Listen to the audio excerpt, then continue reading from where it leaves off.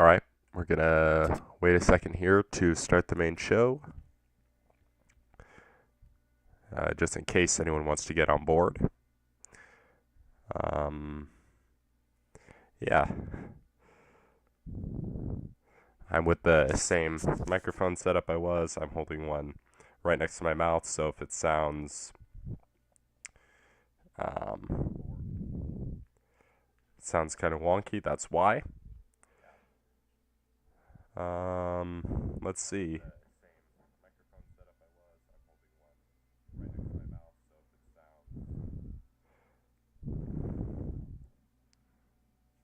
Alright.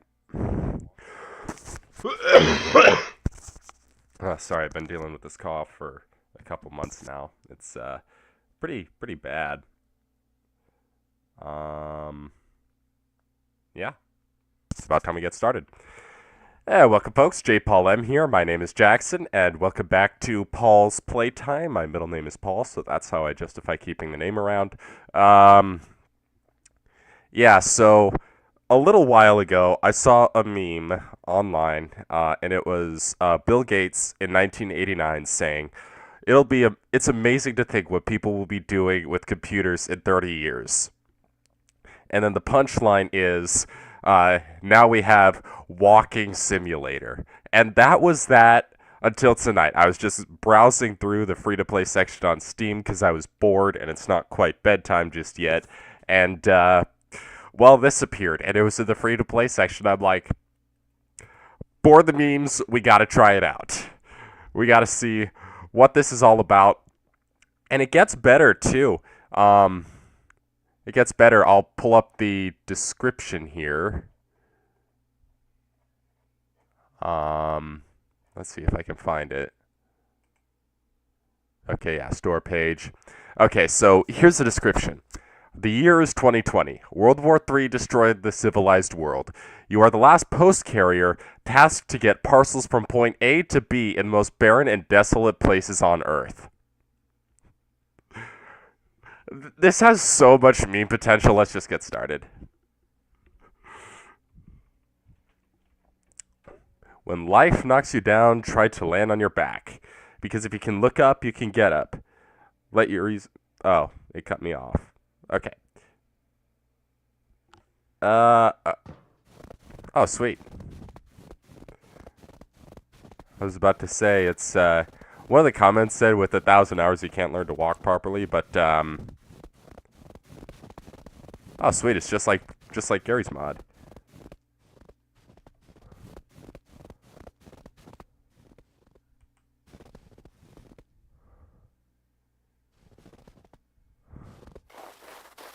Oh. This is gonna be fun. E. What?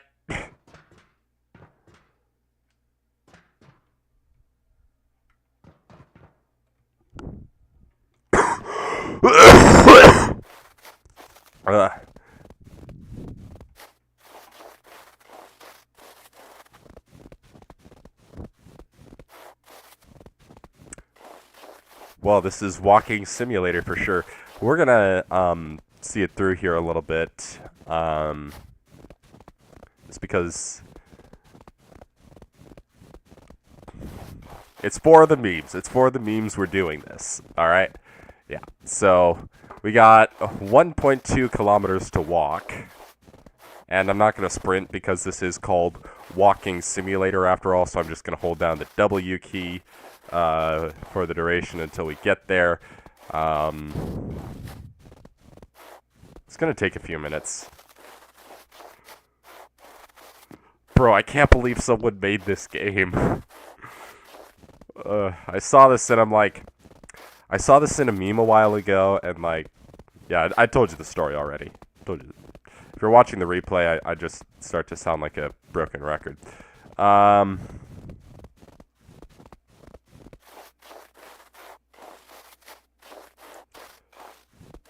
Yeah, so I've been doing a lot of stuff on X-Plane.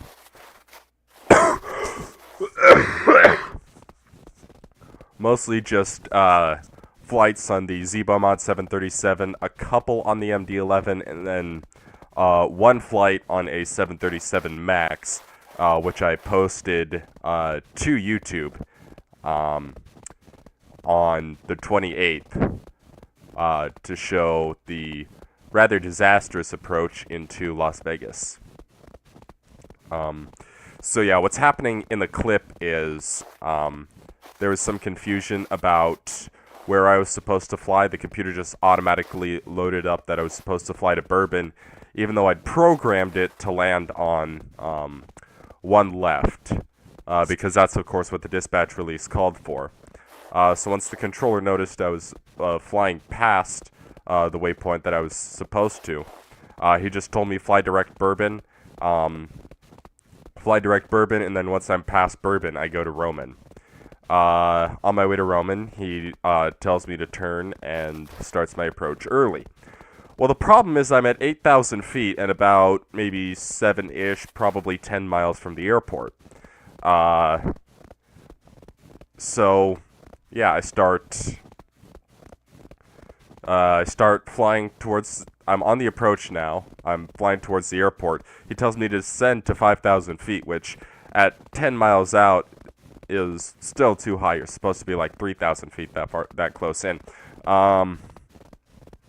Yeah, so then I'm both high on the approach, and I'm going too fast, and I'm not correctly lined up with the runway. So, three things that are not exactly a good combination. I'm gonna make it easier to walk here by going out into... I wonder if you can die in this game.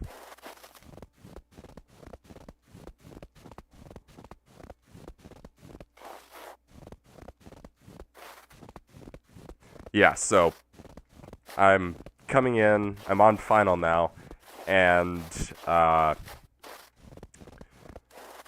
trying to put the flaps out now, but the thing is, if you try to put the flaps out at too high speed, the purpose of the flaps, is to generate more lift. So, in addition to slowing the airplane down, which partly is what I'm doing, I could probably just use the spoilers if I really need to. The consequence is the plane's now going to want to climb because I'm extending flaps at like 200 knots is when I put the 210 knots, which is when I put the first couple notches of flaps out.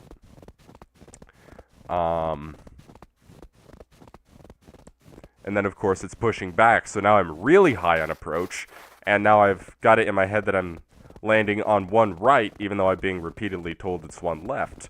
After that, the controller says, Chaser 38, wins, etc., one right, S turns approved, clear to land. Now, here's where the critical thing on the approach went wrong. He said, S turns approved, which I misinterpreted to mean, come hell or high water, you need to get that airplane on the ground this approach. Okay, someone just appeared.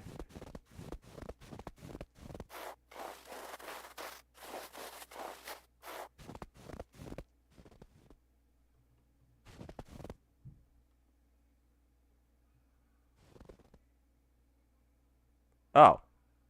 I'm dead. No, not dead.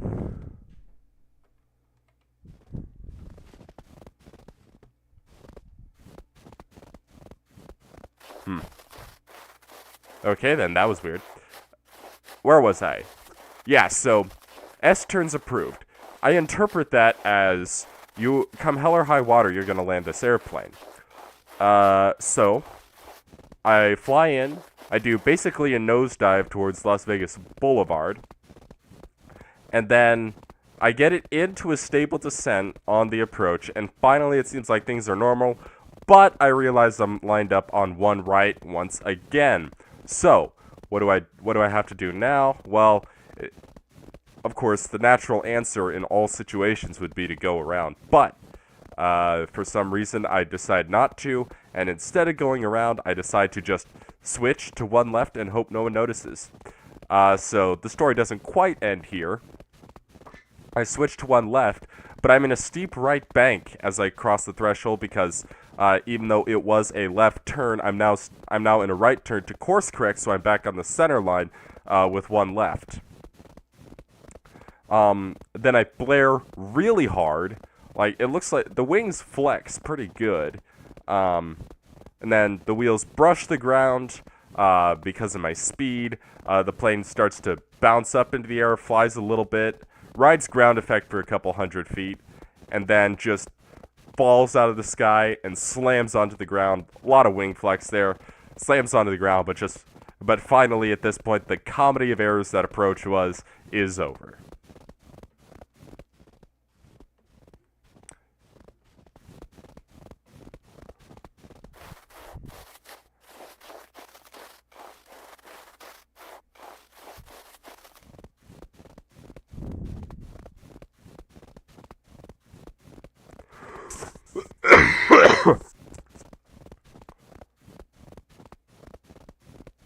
And then I've been doing a little bit of stuff on Race Room. 1.5, 2 hour races are really tiring, so I don't do them that often. And with NASCAR season coming up, I'm going to be playing NASCAR Heat 5 whenever I'm home from school. So, yeah, you're not going to get live streams too often for that, but you will get them. Because I don't really have anything to talk about, I'm just going to keep my microphone closed for the duration of said streams, except maybe for post-race if I ever want to do that. But yeah, that's what...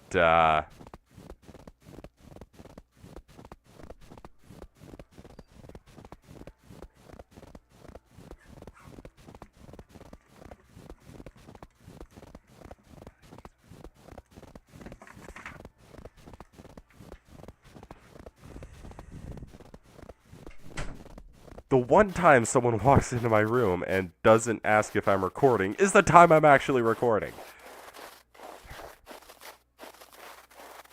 The one time.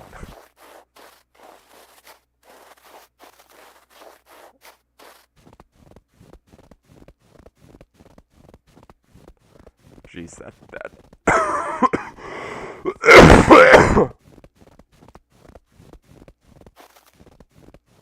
If my neighbors from the dorm in Cambridge hear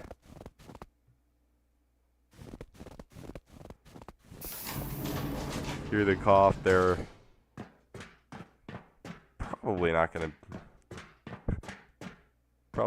take that overly well. I mean, I have been trying to get rid of it, but I was creating a lot of noise, and I've been dealing with this for like 2 months. Wait, where's the... Oh, that's what they want.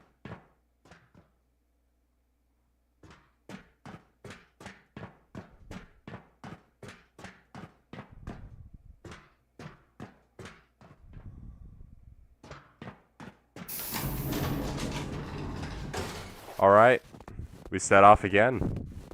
Walking simulator.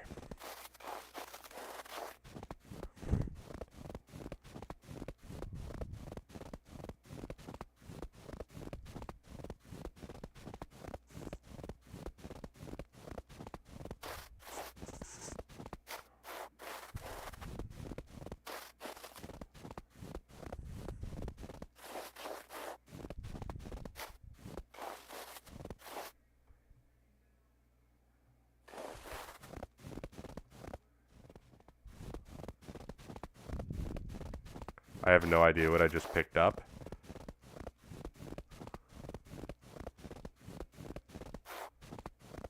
Or who those guys are.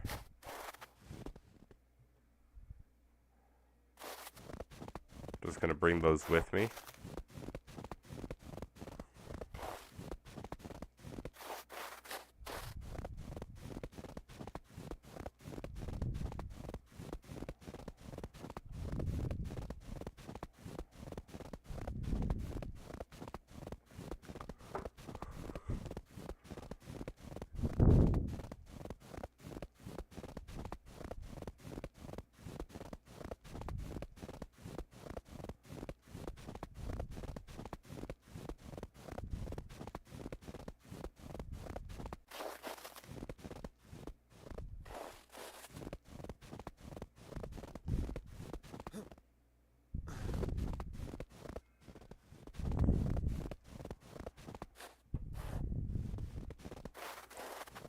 Maybe for this one I will run.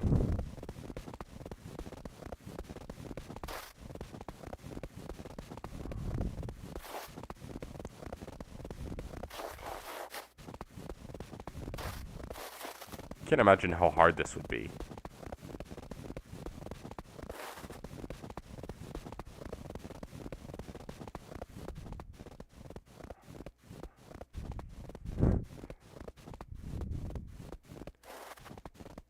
Well, we really needed some skis, like cross-country skiing. Then, of course, it wouldn't be walking simulator, but there's a snowmobile available, so... I'm gonna leave those. Actually not.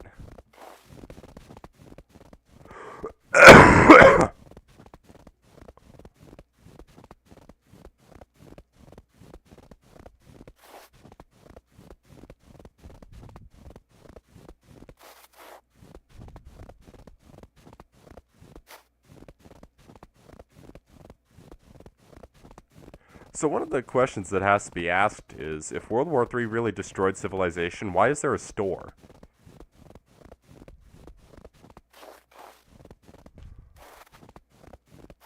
Ooh, you know, while we're doing this, I wonder if I can... I'm gonna have to take my hand off the keyboard for a second to open my laptop, but... Oh. And, gonna have to get my laptop plugged in.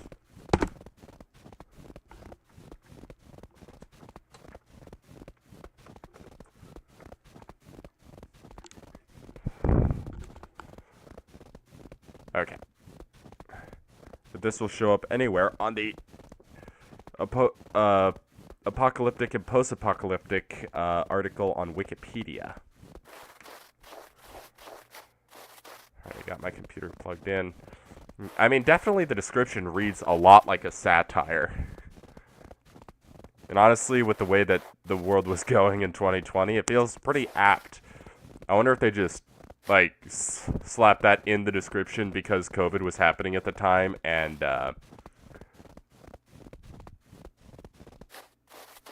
okay, so it looks like that guy's not gonna run after me.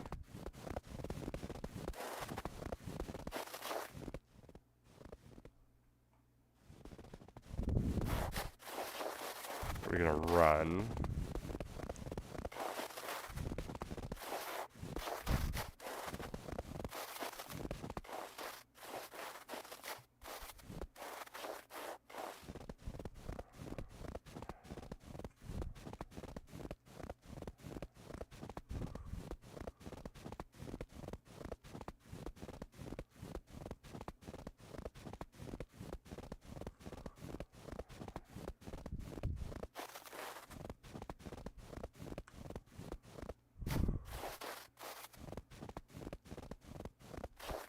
I'm not going to pick those up because I'm already carrying enough. Apocalyptic and post-apocalyptic fiction. Subgenre of science fiction in which the Earth's or another planet's civilization is collapsing or has collapsed. An apocalypse event may be climatic, such as runaway climate change, astronomical, such as an impact event, destructive, such as a nuclear holocaust or resource depletion. I'm reading copyrighted material, so I probably should stop doing that before YouTube flags me.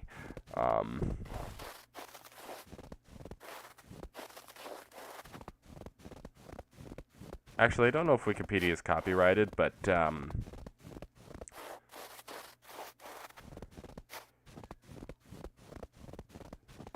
what are we... Okay, war, film and television, video games.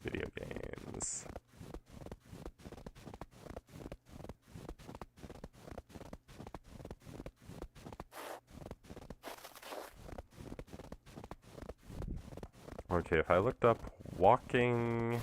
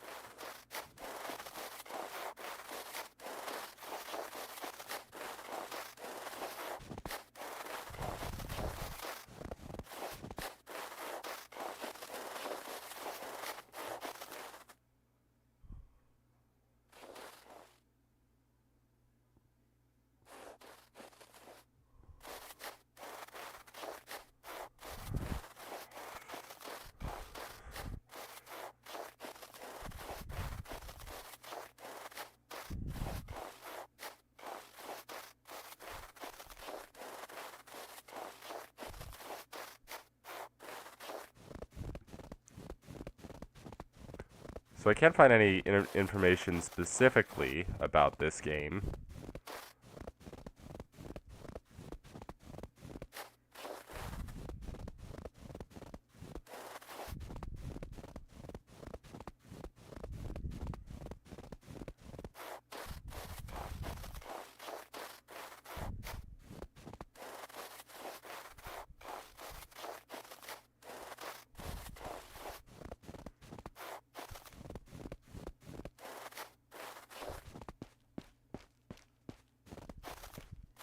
Hmm.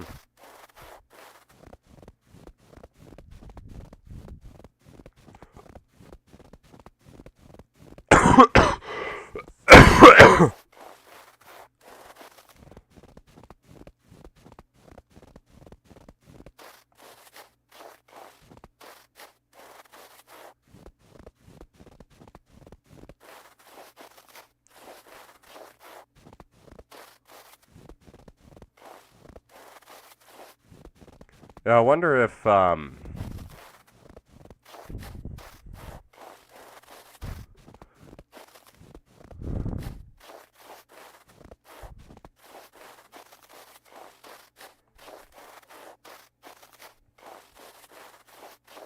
those guys that I'm trying to run from would be encamped down there, so I could take a shortcut over the mountain at the expense of having to climb up the rocks. Um, at the benefit of not having to worry about those guys.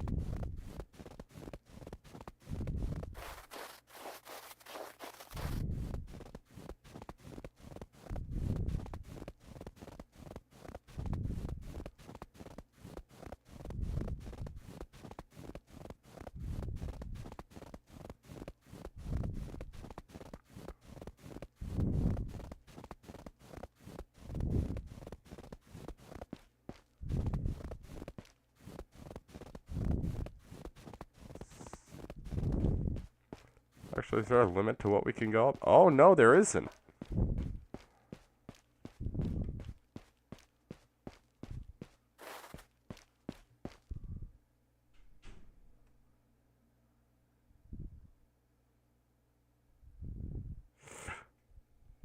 There is that.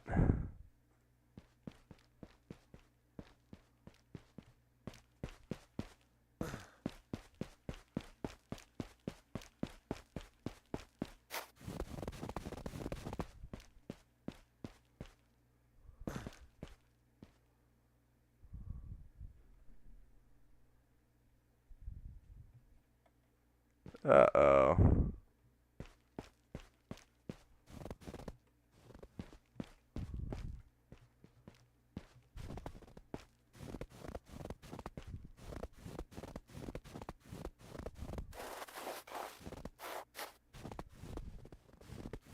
The more you know, I guess.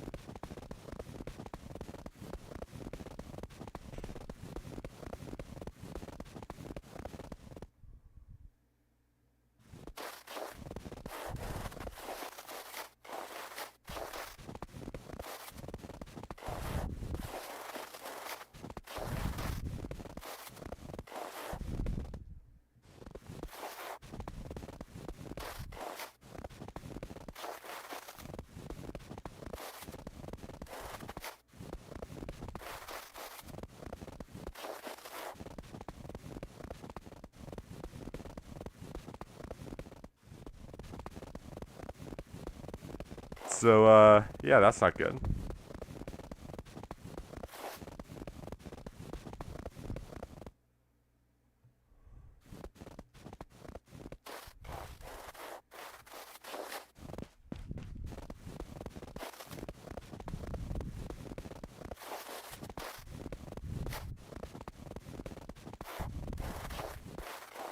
Hopefully I recovered the correct briefcase.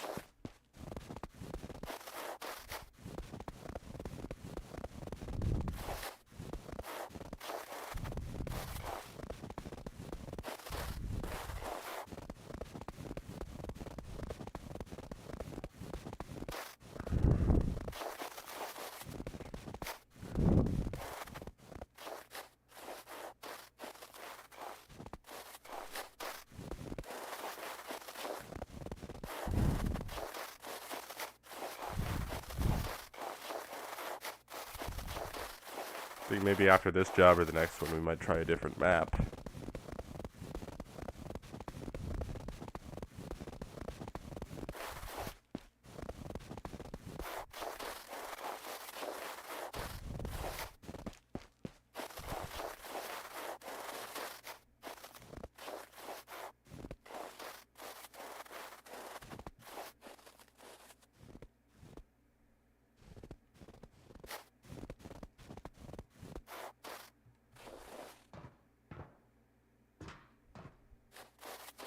Where's the entry to this place?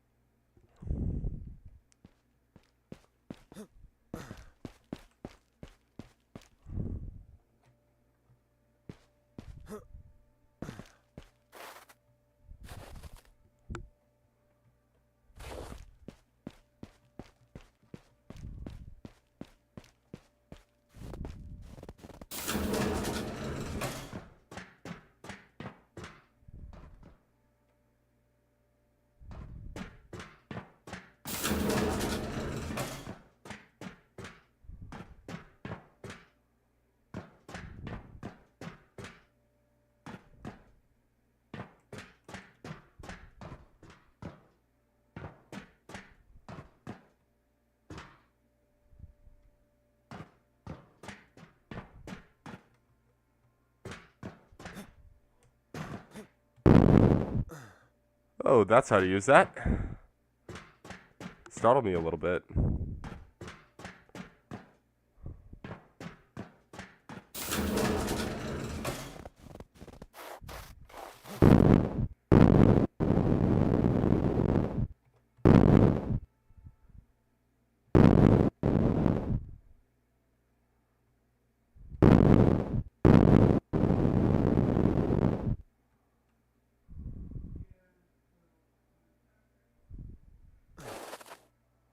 What?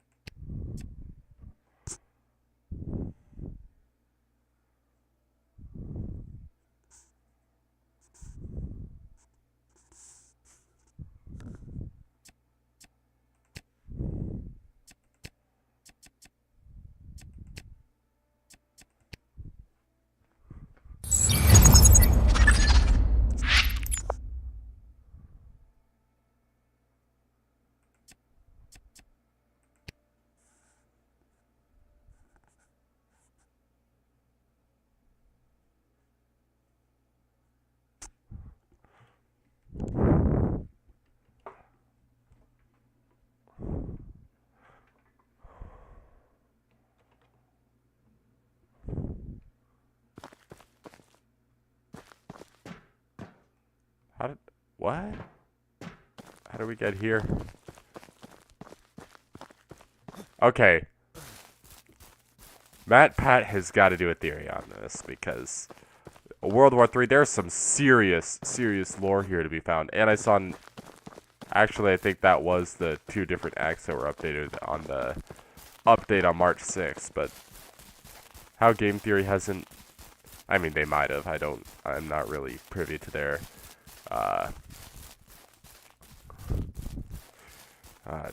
inner workings. I'm just subscribed to film theory and game theory.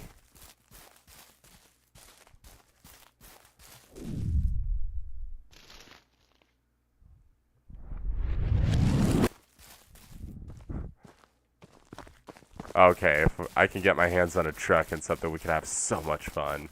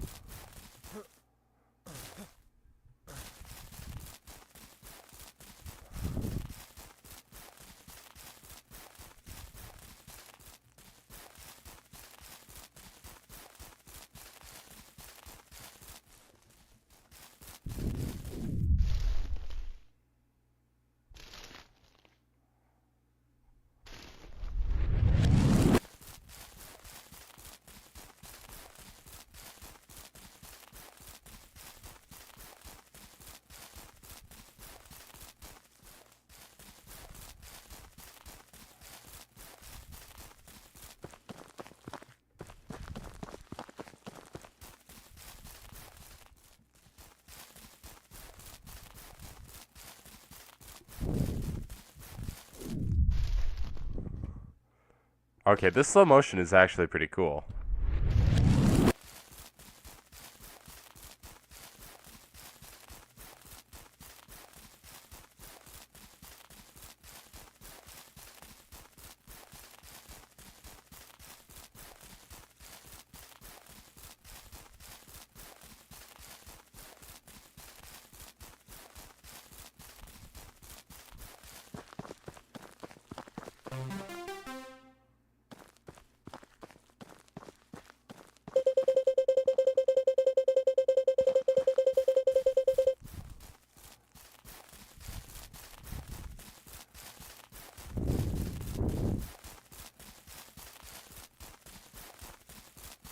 So used to playing Gary's mod, it's weird not to be able to just no clip to gain like an extra 70 or so % of speed.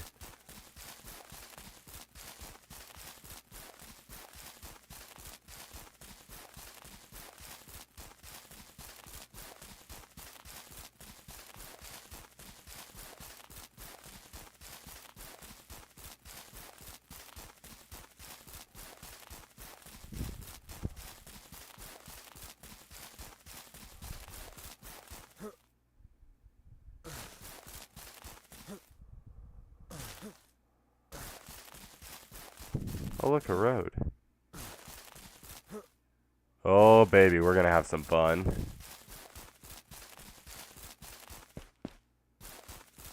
Because I think, yeah, around this point in the video, truthfully, I'm probably never gonna touch this game after I go off camera for this live stream, but yeah, it's quite the play. Oh, that was kind of underwhelming.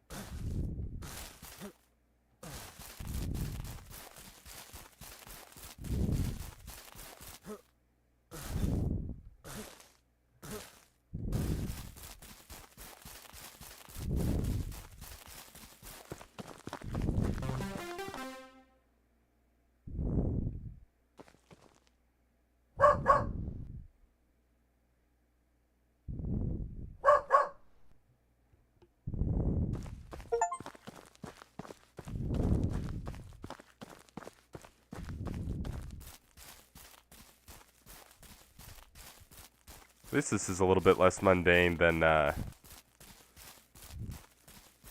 Antarctica.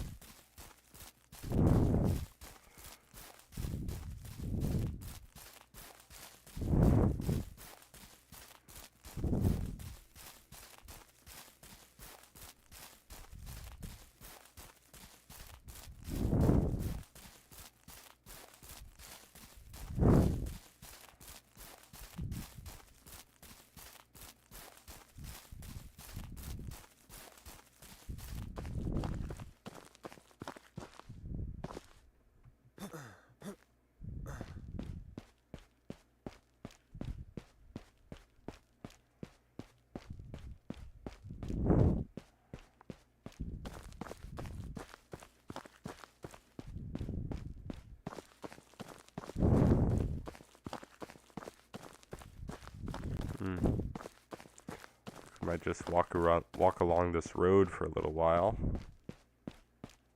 Road is surprisingly well maintained for a post-apocalyptic world, I must say.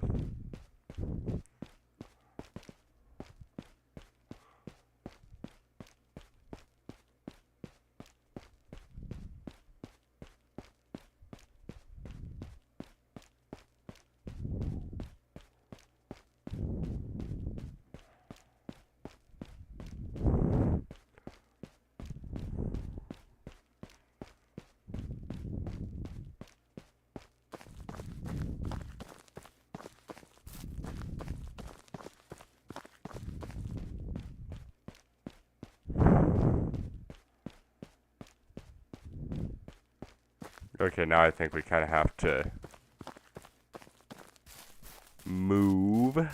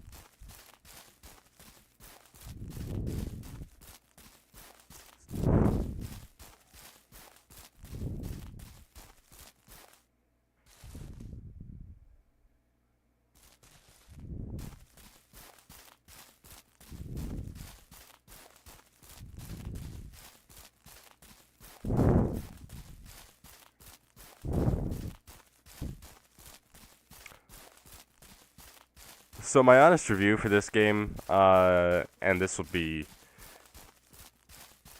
just up to this point because, like, if I can buy a truck or something, I'm gonna spend the rest of the time goofing off with that.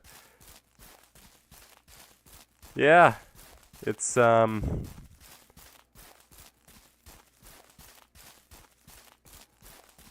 mean, I wouldn't say it's fun. It's definitely very mundane. I'm watching highlights from NFL Week 17 on my computer. Yeah, the Cincinnati Bengals went from comfortably winning their division last year to last in their division this year, so that was kind of disappointing to see. So you now know who I'm a fan of. My friend is a fan of the San Francisco 49ers, so we each pick a team in the other's conference to follow, and his is the Houston Texans. I don't have a team from the NFC that I follow. I actually have a metric that I use, and this year I'm changing it so it's the most perfectly mid-season as of Week 16, and 2 years in a row there's been an NFC team. One team ended last year with a .5 record. One team currently has a .5 record in the NFC. The one last year that I've been following this year is the Washington Commanders. And this year, the team that's 8-8, a perfect .5 record as of Week 16, is the Green Bay Packers. I don't know why I needed to make that so unnecessarily dramatic.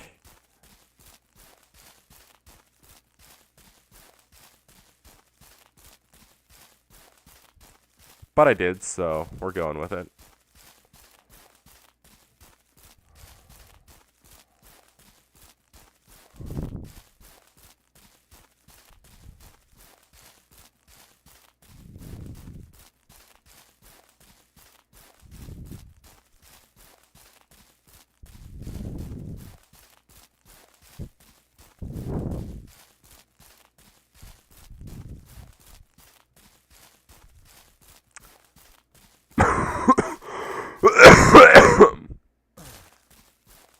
But of course, make no mistake.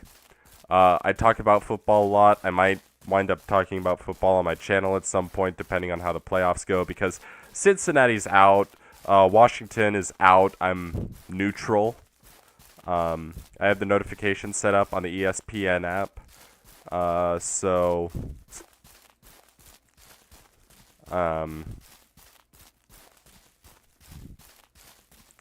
yeah, I'm going to be getting all the playoff notifications, not just from any team that I like. My friend has a big problem that I say this, and probably a lot of other fans will too, but like, even if the Baltimore Ravens win the Super Bowl, so be it.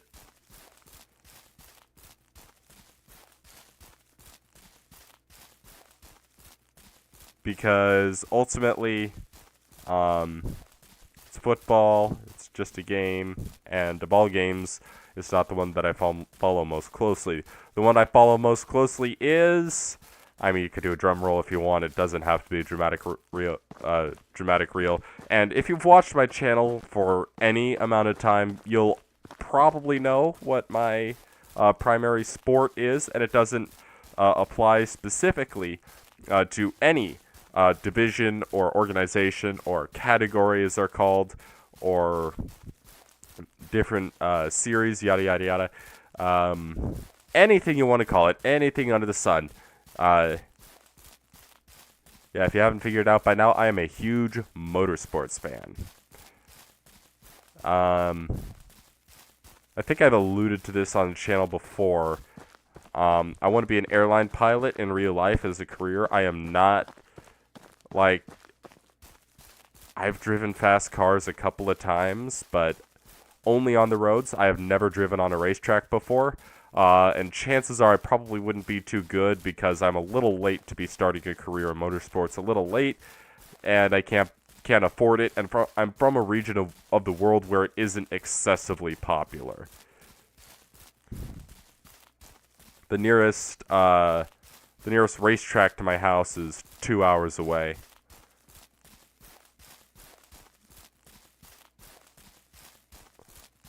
And out in the middle of nowhere. It's a good track, though. Good track.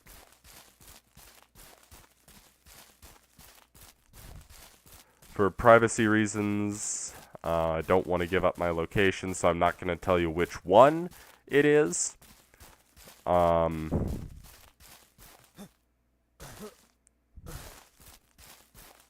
Yeah. Oh boy, we got a bit of a climb to go. Yeah, so I was watching the Le Mans race this year. Over the course of a couple weeks, I just watched it.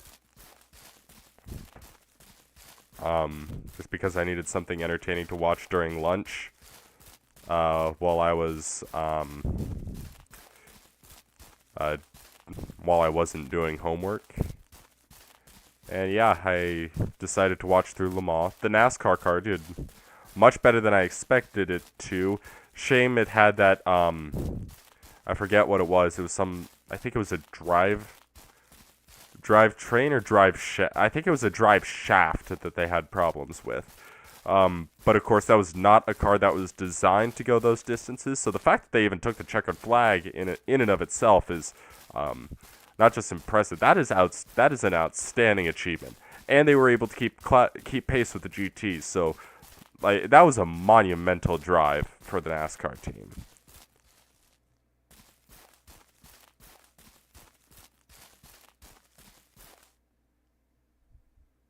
Oh.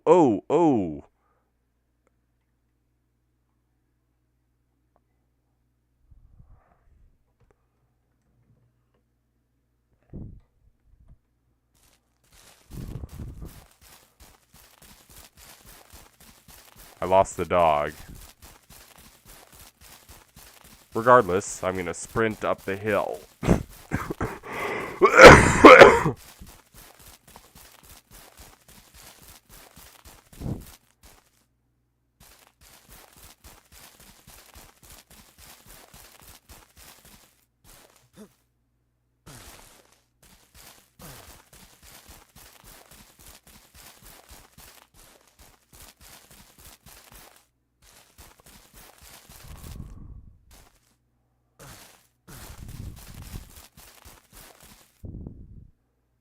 Oh no.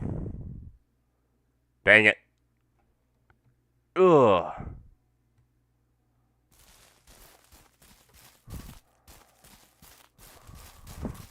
It's gonna be the hardest 70 meters of my life.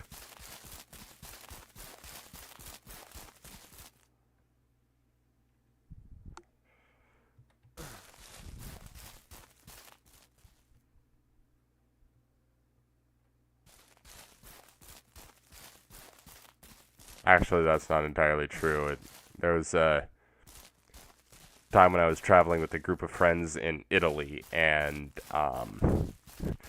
we were trying to get back to the airport to catch our flight, and the train out of Venice ran late. So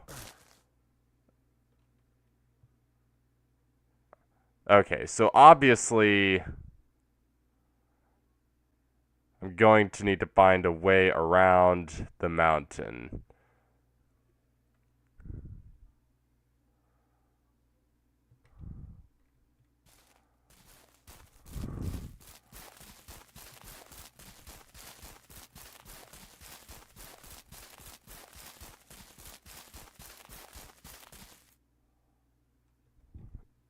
Ooh. Yeah, so I lost the dog. Hopefully the dog will find its... Oh, there he is.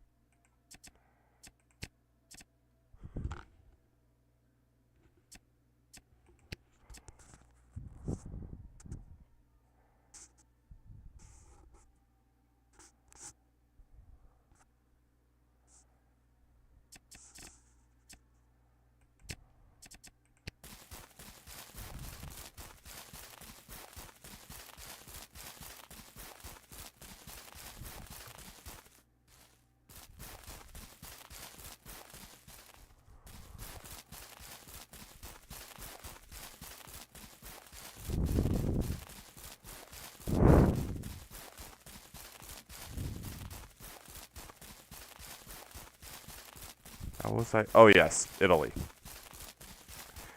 Yeah, so, yeah, that was probably the hardest run of my life because, um, one of the hardest runs, and probably solely by the, yeah.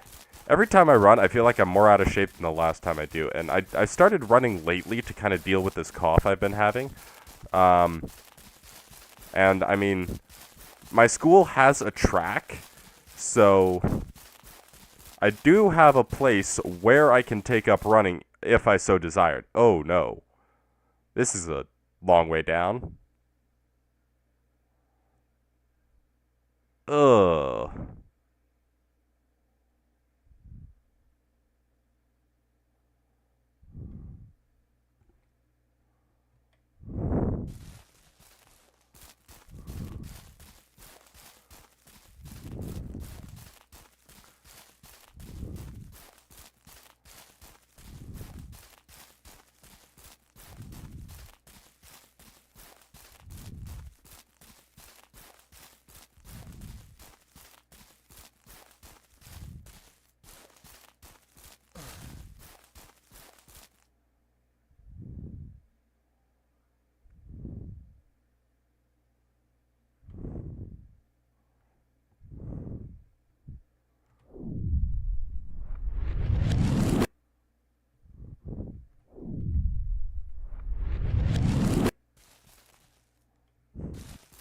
Maybe I gotta go around to the back of the mountain.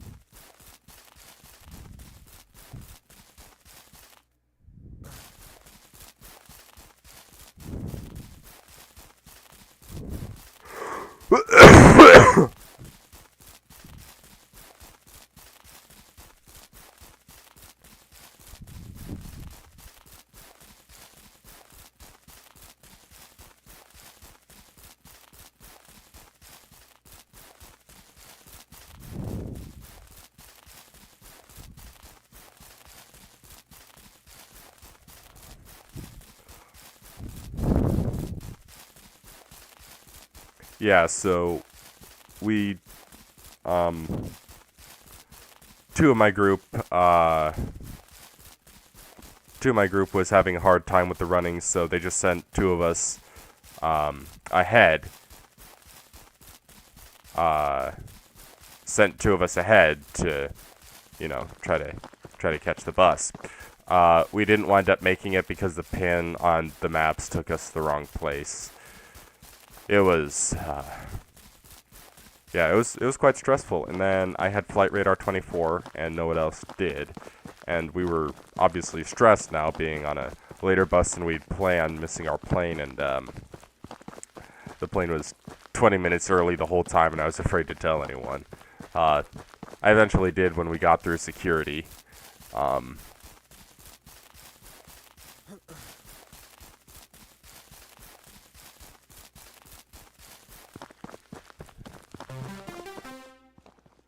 All right.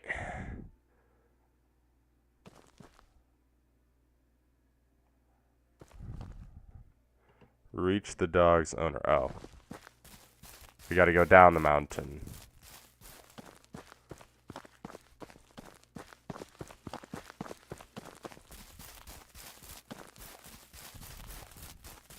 Of course, the dog is no longer following me. Is that gonna be a problem for the gameplay?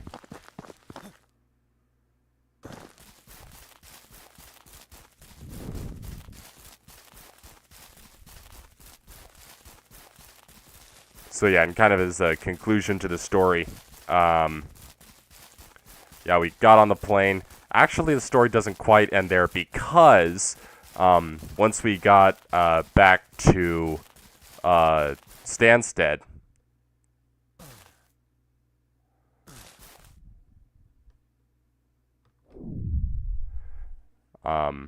yeah, once we got we were flying to Luton.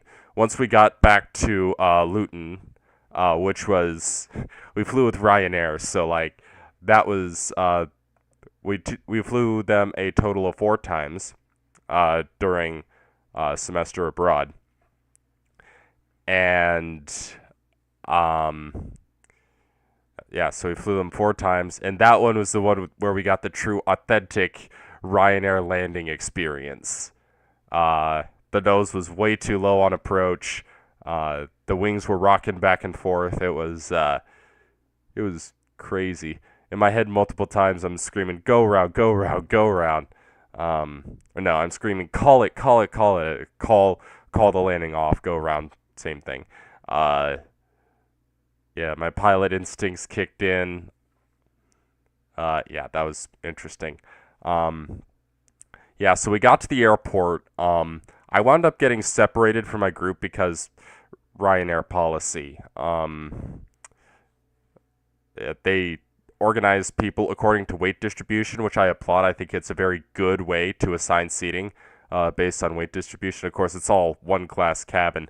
The airline itself was actually a lot better than I expected it to be based on the memes and what people say about it. It's a cheap flight. We only paid like maybe less than 20 euros a pop for each ticket for each of the times we flew.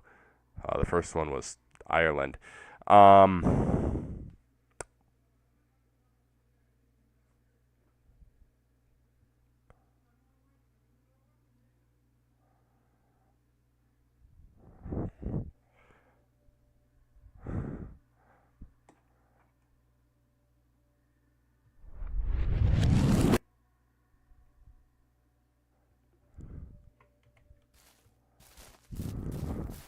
Okay, so now that fooling around is over, we're getting back on track. Yeah, so we get to the airport. I get separated from my group. I'm behind at customs. So we get through passport check, and I mean I have to use the bathroom, so I go to the bathroom. But the problem is my phone is dead because I couldn't charge it. One of my friends sent her boarding pass. Boarding past each of us in case her phone died. I promptly did the same, seeing as I was at 10% before the plane took off. I put it in airplane mode. Come to find out when we land in London that my phone is dead. So, naturally, they get worried. Oh hey, the dog's back. Um, yeah, naturally, and then try to text me and like I just had the feeling as I was walking through the airport that um that they were texting me and like it's radio silence on their end, but my phone is dead. I know they're probably trying to reach out to me, and I can't do anything about it. That's just like the worst feeling. That is the last. Well, I mean, we hadn't had access to a charger all day, so because we checked out of our Airbnb early that morning, um, and after that we went to the airport to catch our flight, get our boarding passes printed. Um, yeah, at the departure airport in Venice Treviso, which is where we flew out of, there was this one guy. I think his native language was Russian. He was having some issues, so he had me. He had me. They had me by by consent, of course, to use my credit card to help pay for his flight, and then refunded me. So I had my boarding pass and an extra receipt. That whole thing. Really nice guy, but unfortunately I don't speak Russian, so I couldn't really hold a conversation with him. Here's the part where if I had Google Translate open, I'd probably read something in Russian, but no, I'm not gonna do that. Yeah, so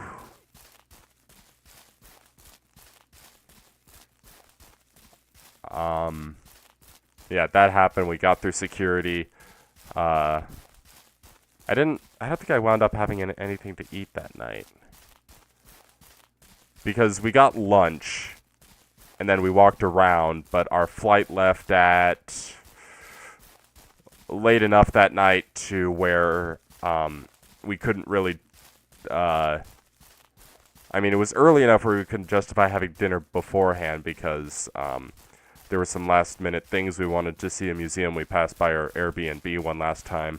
A very cute, very shoddy-looking place, but it was cheap and it was safe, so... Or it turned out to be safe. Yeah, pretty dingy part of Venice, but... Yeah, so that's a interesting travel story I have. Yeah. Oh, yeah, and then my phone had died, so the story isn't complete, and I'm not telling it in a linear fashion, but, yeah, so the whole point... Okay, so backtracking, I was talking about checking out of our Airbnb that morning, so I would not have had access to a charger for literally all day, so I couldn't really do anything about it. Once I realized my phone was about to die, there was nothing I could do. Because it was just too low on power.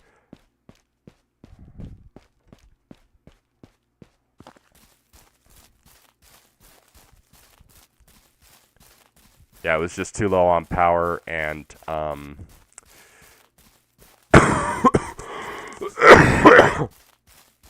with the headwinds we were experiencing, it wound up being like a 2-hour flight, which was nice. 737-800. We'd actually flown out to Venice on a Max, which was... actually, we didn't fly into Venice. We flew into Verona, so flew in on a 737 Max, which I enjoyed, but I was so surprised at how quiet it was.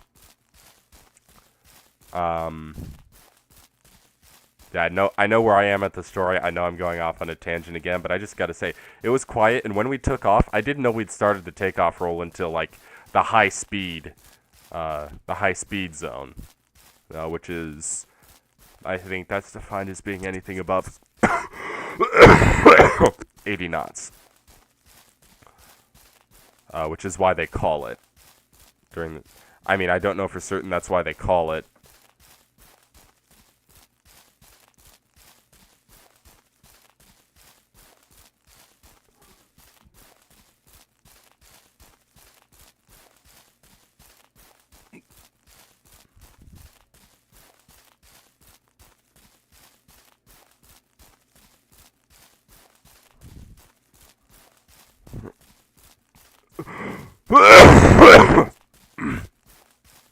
So anyway, my phone died on the plane. I would have recorded the landing, probably posted it to YouTube had I had my phone, but I didn't. I was seated by an exit row. I am 6.5 feet tall, so it was really nice to have that virtually infinite legroom, and I was sitting with one of my friends. So that was an added bonus. Yeah, so we land, we get out, and yeah, I walk around. I'm looking for the place where I'm supposed to board the bus.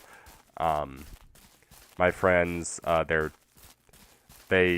of them comes out and shows the guy my ticket, and he lets me on board. And we actually met two of our friends who had been traveling to Amsterdam that very same weekend, so it was cool to see them. Amsterdam is such a great city. I got to visit that as well prior. Yeah. So as part, I'm going back to my home institution here, and 5 days I can hardly wait. Yeah. 5 days and I'm back with them.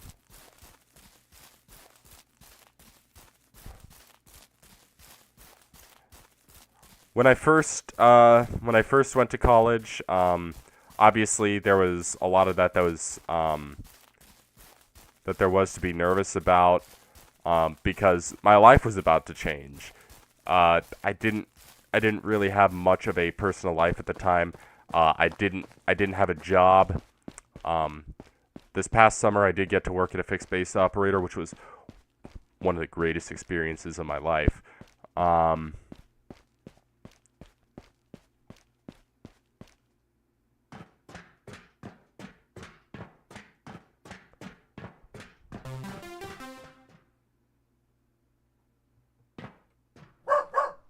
You kidding me?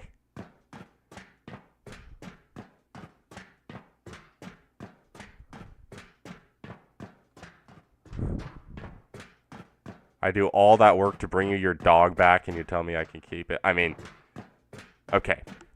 I'm not. Okay, I know that sounds horrible. I'm a cat person.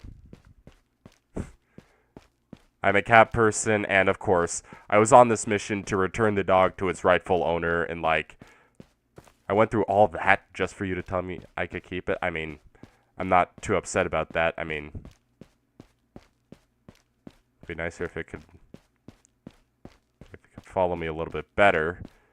But yeah, I have a robot dog now. I don't know why I didn't see that coming.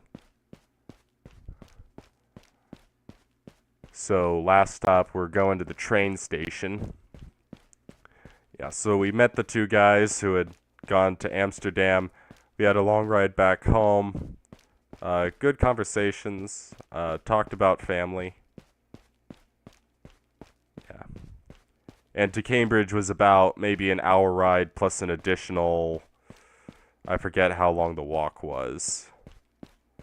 It was like maybe 30-minute walk back to where we were.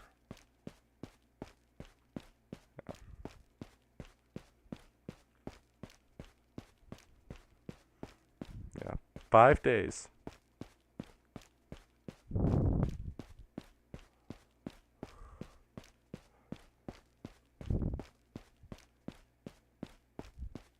And I'll probably do some sports analysis videos.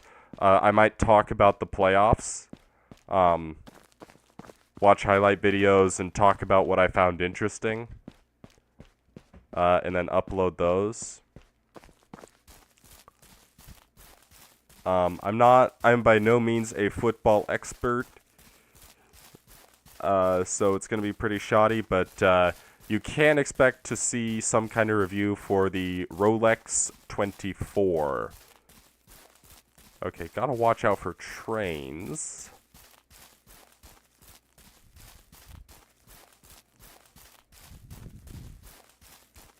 But...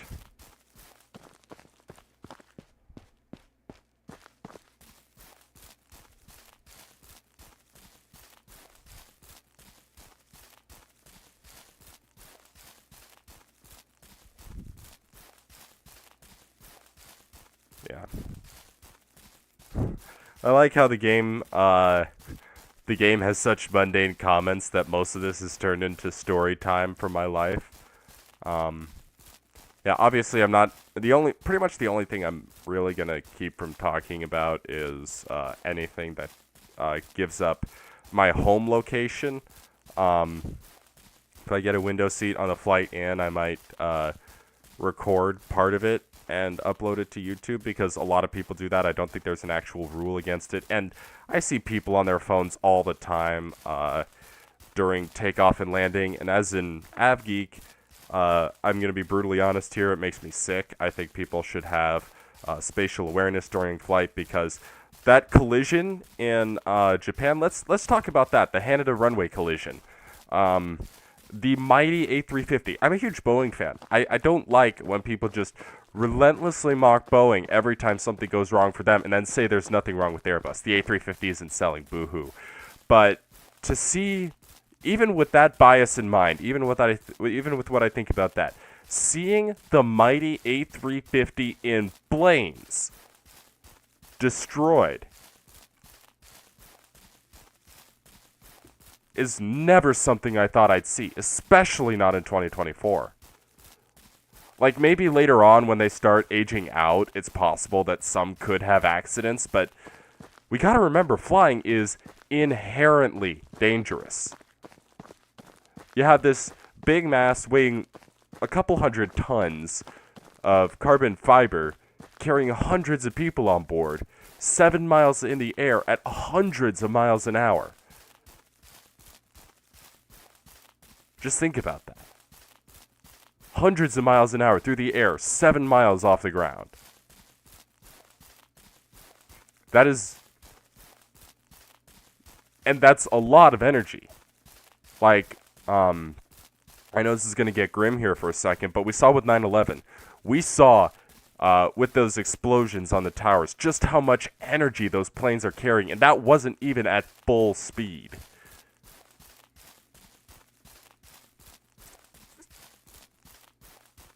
To see such a modern airplane that hasn't had problems, doesn't have problems, this had absolutely nothing to do with the airplane itself. To see it in flames, falling apart, get completely destroyed. It's a chilling reminder that this is a dangerous game you're playing. And this is a dangerous game I want in on. And I'm aware of the risks, but it's haunting to see something like that. One thing people take for granted when they complain too much about shoddy systems or... I lost my dog. When they complain about shoddy systems or delays or lost luggage, they take for granted how safe it is.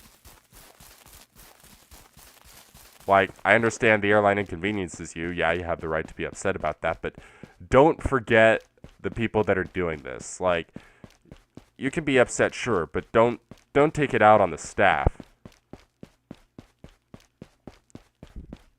Especially not the staff on the airplane. They are responsible for keeping you safe. Responsible for keeping you alive, ensuring that you get to your destination, ensuring that they uphold the prospect that a lost bag or a canceled flight is the worst thing that can happen to you.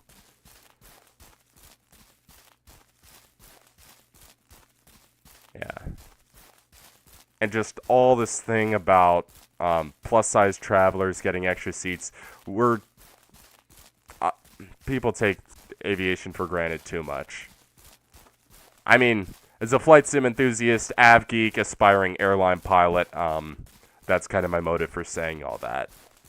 So sorry to just go off on a rant. It is almost 10:15 local, 22:15 local in the clock I use. Wait, was this railroad track here before, or was I just like not close enough to it?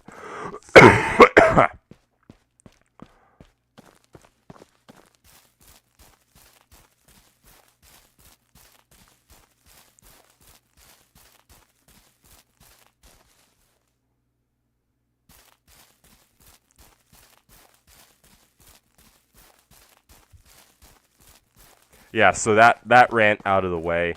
Um, yeah. Anyway, I'll be flying this week. Even with all the things that have been happening in the U.S. with the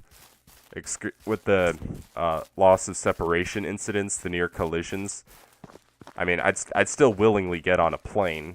Um, I had to get back home from England. Flying is an enjoyable experience to me. It doesn't matter what condition the airlines are in.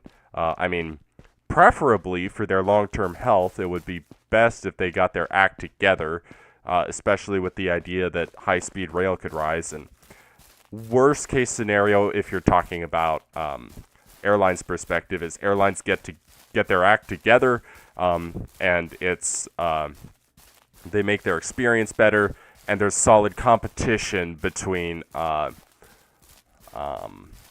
travel and high-speed rail on medium-ish to short-haul routes.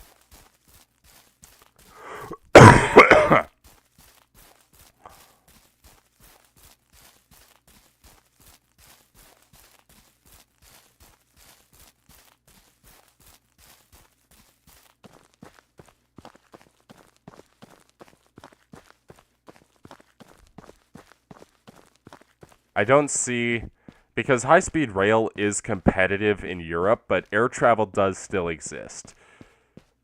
Even if rail travel has historically been good in America because that's what it had to be before it was air travel, but air travel like took over because airplanes require less infrastructure. Um, let's see, slightly.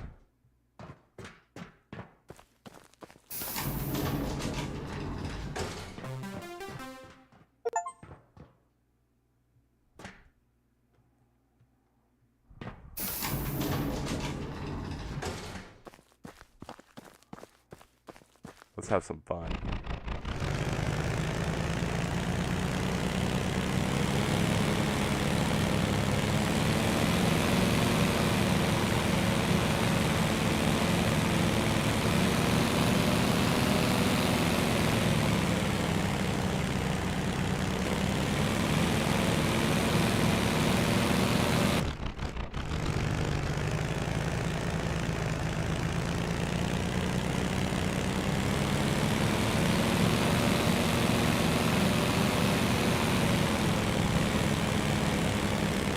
And I think we got to take a look at the store now.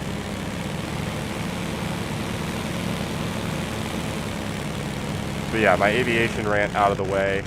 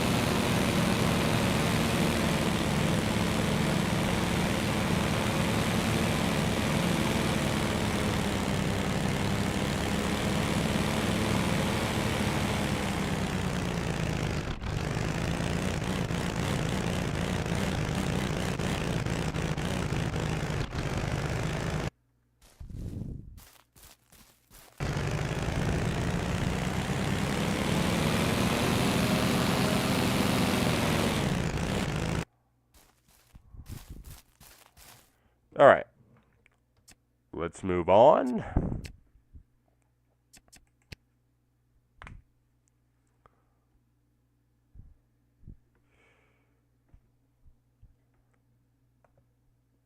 Yeah, so I'm pretty much all ready for bed. All we got to do is wrap up the stream because we did Antarctica. We completed Alaska. I've not failed. I've just found 10,000 ways that won't work. I don't really understand what these quotes have to do with the game, but I'm not going to question it because, yeah, I'm one of those guys.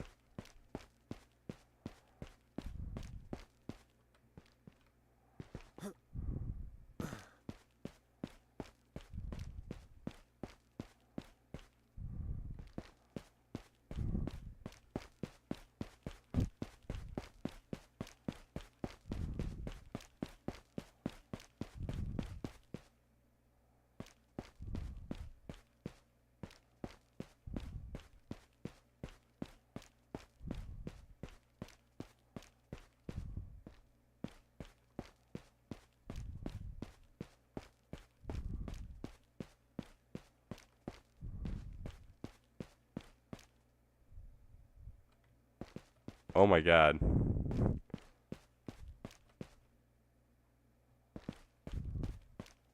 That was, I will not do that again.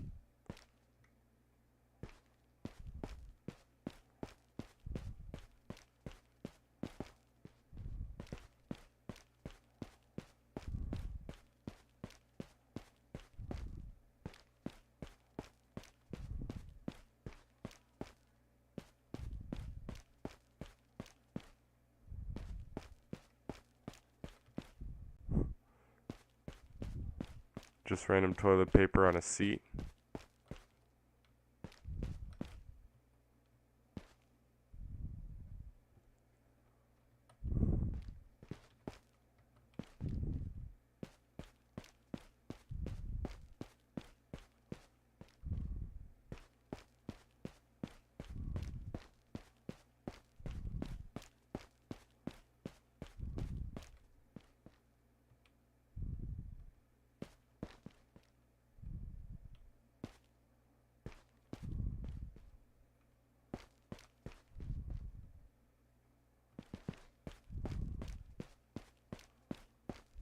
Why am I buying so much?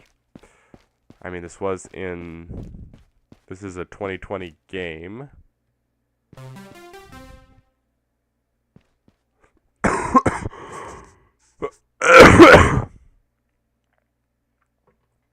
Nice. Then uninstall and play a real game. So, I mean, we didn't really complete. We didn't really complete Act 1.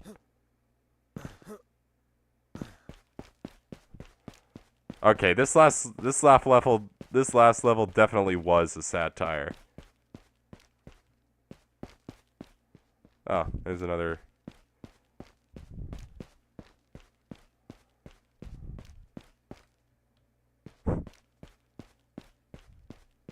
Alright, yep.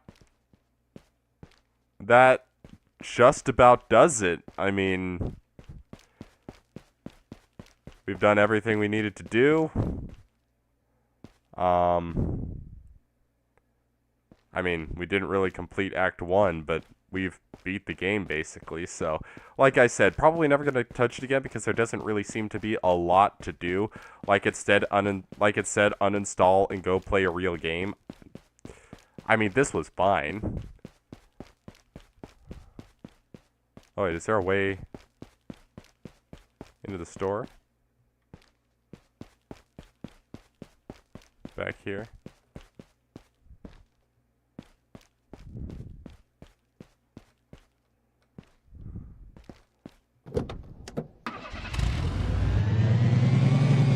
What? There's more?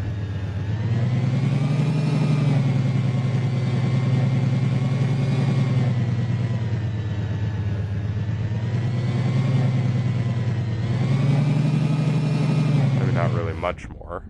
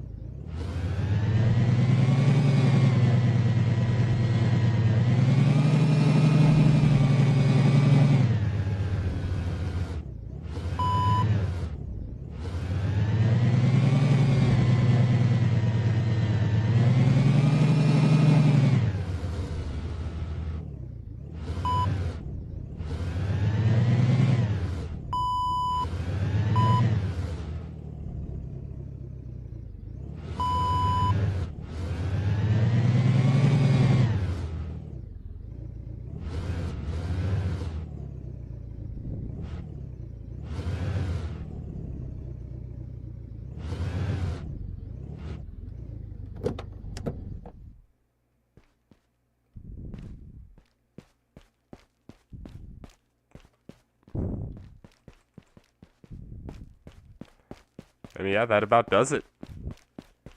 We can drive the truck, which is cool, but it doesn't really add too much to this level. It's not enough to keep me around for hours on end. I do like that. I do like that self-awareness from the game. Uninstall and go play a real one. That's Can I do anything with this now? Puddles don't really do it. Yeah. Yeah. This was fun. This was fun. Sorry about that rant at the end there. But yeah, that was a fun way to start off 2024. My first real stream of 2024, not counting the New Year's ritual. Um, but yeah, it was a fun time. Lasted an hour and a half. It took us that long to beat the game. But yeah, that's Walking Simulator for you. I hadn't planned on doing this live stream, but you know, like I said before, I saw it in a meme. I wanted to see what it was. I saw what it was, and yeah, that was a very interesting chapter of my life. Yeah, this has been J. Paul M, and I'll see you all in the future.